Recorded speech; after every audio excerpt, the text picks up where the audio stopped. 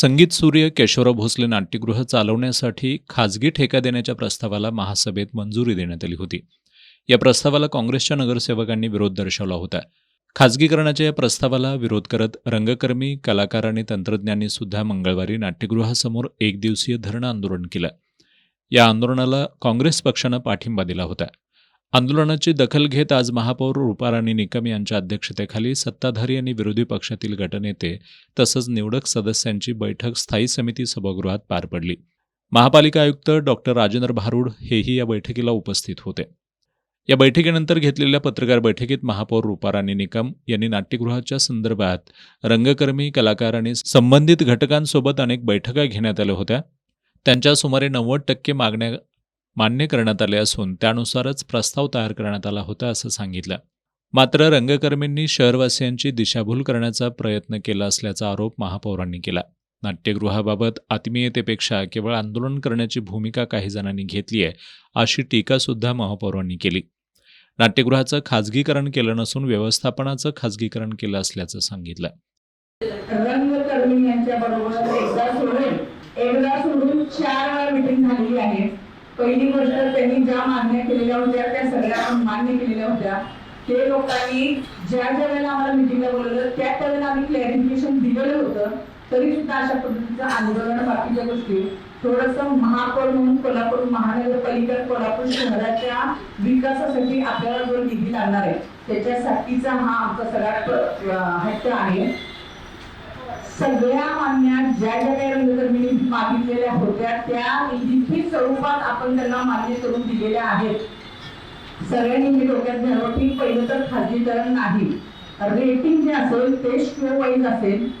4 वेळा ह्या लोकांना आम्ही महत्व दिलेलं आहे. क्लिअर सगळ्या गोष्टी केलेल्या आहेत. खाजगीकरण होत नाही म्हणून सांगितलंय, व्यवस्थापन म्हणून सांगितलंय. आदरणीय शाहू महाराजांच्या समोर ही चर्चा झालेली आहे. इतक्यांदा होऊन सुद्धा कोल्हापूर शहराची दिशाभूल करण्याचं काम रंगकर्मी करत आहेत. आणि केवळ फक्त काय ते आमचं फार कोल्हापूर शहरावर प्रेम आहे म्हणून किंवा नाही. मी तर शेवटी ह्या विषयावरती आले की इतक्यांदा सांगून जर तुम्ही मान्य करत नाही तर खरं जर तुमच्या कोल्हापूर शहरासाठी जर इतकी अहमियत आहे तर नाटक शो तुम्ही फ्री करा. नाट्यगृह कुणालाही खाजगी ठेक्यानं देण्यात येणार नाही. केवळ व्यवस्थापनासाठी पारदर्शक पद्धतीनं ऑनलाईन निविदा प्रक्रिया राबवण्यात येईल. या प्रक्रियेत व्यावसायिक कार्यक्रम, शालेय उपक्रम, दिव्यांग व्यक्तींसाठीचे कार्यक्रम तसंच विविध सांस्कृतिक कार्यक्रमांसाठी स्वतंत्र दर निश्चित करण्यात येणार असून या व्यवस्थापनातून मिळणारा महसूल शहराच्या विकासासाठीच वापरला जाणार असल्याचं आयुक्त डॉक्टर राजेंद्र भारुड यांनी सांगितलं. आपल्याला जर एफिशियंटली चांगल्या क्वालिटीने जर चालवायचं असेल त्याचं ते मॅनेजमेंट आहे, व्यवस्थापन जे आहे ते खाजगी संस्थेमार्फत दिले पाहिजे. त्यांना निकष घालून दिले पाहिजे की स्वच्छताचा काय स्टँडर्ड असावा, बाथरूम कसे क्लीन असावे, लाईट कसे असले पाहिजे, साऊंड टेक्निशियन कसे दिले गेले पाहिजे. आणि सभागृहात चर्चा होत असताना त्या ठिकाणी एक शब्द होता खाजगी व्यवस्थापन. त्या ठिकाणी खाजगीकरण हा शब्द नव्हता. लोकांनी व्यवस्थापनला डावलून दिलं, फक्त खाजगीकरणावरती जोर दिला.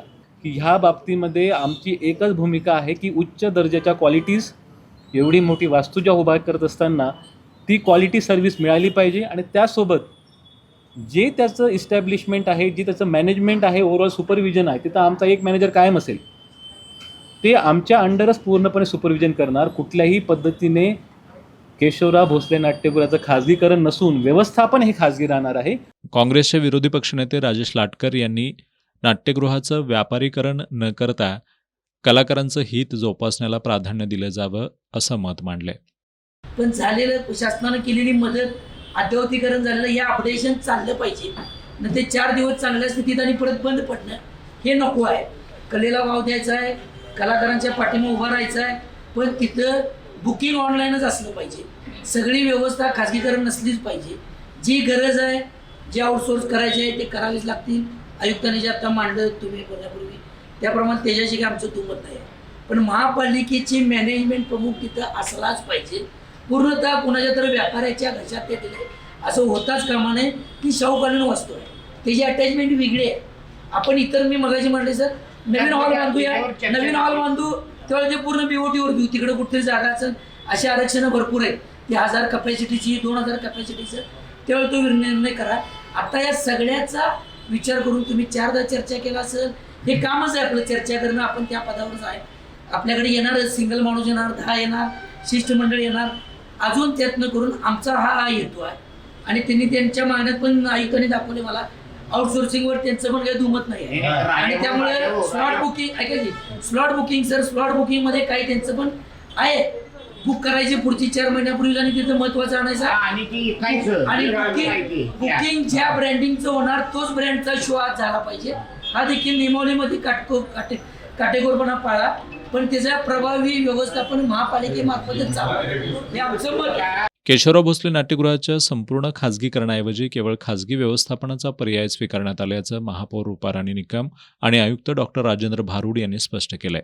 यावर आता रंगकर्मी, कलाकार, तंत्रज्ञ काय भूमिका घेत आहेत हे बघावं लागेल.